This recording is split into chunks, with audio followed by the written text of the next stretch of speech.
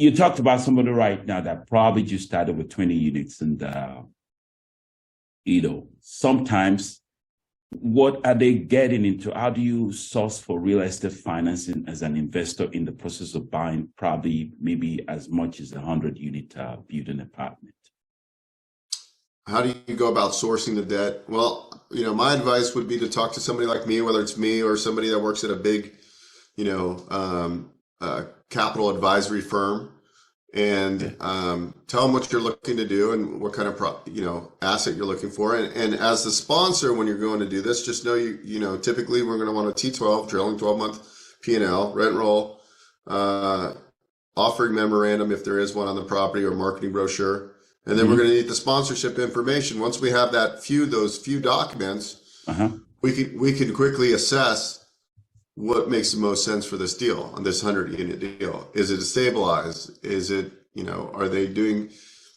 it, a 1970s and it needs full improvements, and then we're going to do a heavy CapEx, interior remodels and stuff. And then that's when we assess, okay, maybe a bridge to agency product. So there's agency lenders that they offer what we call bridge to agency. So they underwrite from an agency perspective, and they also provide the bridge financing. So that's like an all-in-one. The downside of a bridge to agency lender is they scrutinize a little bit more than the typical just standalone bridge lender.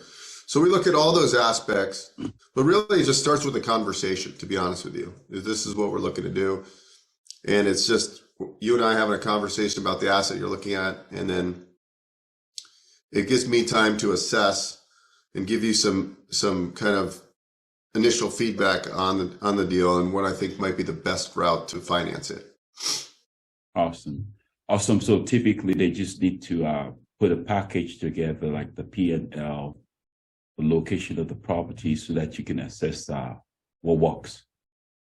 Yeah. It's really simple. It's in the beginning, just getting the financials of the building or the property, and then, a little bit about the sponsorship team. And then you can quickly assess what kind of deal this is going to be. It's going to be agency or not. Is it going to be a bank or credit union deal?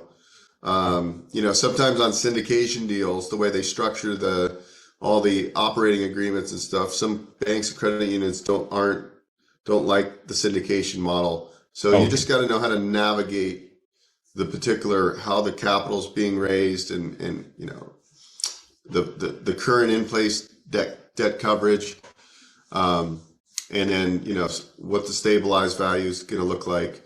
So on high leverage bridge financing, for example, they can do as high as 85% of the acquisition price and 85% of the CapEx. Okay, they usually say we can lend as high as that, so you only need to bring in 15% of the total project cost. However, they're going to get an MAI appraisal, which is just a commercial appraisal, and they're going to appraise it as is, what the as is value today is, and then what is the stabilized value. And as long as the total gross loan amount is less than 70% of the stabilized value, what it's going to be worth when it's stabilized, then we could do 85, which is very high leverage. And then, oftentimes I might be the general partner on this acquisition, but you're bringing in, somebody that owns less than 20% that's going to maybe bring in the equity into the deal. So it could be a JV, it could be a syndication. It doesn't necessarily have to be a syndication, right? Because you could just have JV partners, joint venture partners. Joint venture. So it's all, So looking at all these pieces really assess how we're going to finance it, what's going to work, what won't work.